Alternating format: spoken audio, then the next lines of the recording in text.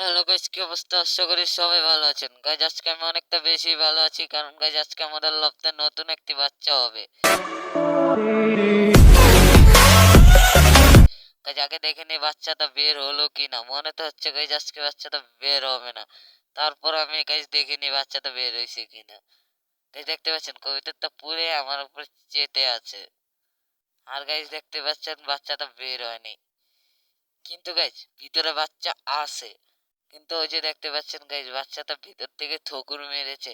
আর guys ডিমটার থেকে কি আওয়াজও বের হচ্ছে, শুনেন আপনারা। আর গাইস আপনাদের আমি কালকের ভিডিওটা করে দেখাই, কালকে কি বাচ্চাটা ফুটলো কিনা। দেখতে পাচ্ছেন আজকে সকালে আমি লফটে আসলাম, আর এসে দেখতে পাচ্ছি বাচ্চাটা ফুটে গেছে। যে যে কিছুক্ষণ আগেই বাচ্চাটা বের হলো। আমি আর ডিস্টার্ব না করি, বাচ্চাটা রেখে দিই। তার সাথে আমি মাটিটাও রেখে দিই। দেখতে পাচ্ছেন মাটিটা রেখে দিয়েছি আমি।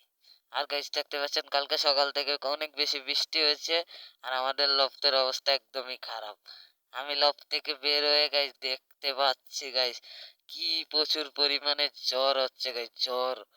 মানে সব আমার লফটের সব কাগজগুলো উড়িয়ে ফেলতেছে। আর গাইস আজকের ভিডিওটা আমার এই পর্যন্ত। ভালো লাগলে লাইক কমেন্ট সাবস্ক্রাইব করে দেবেন।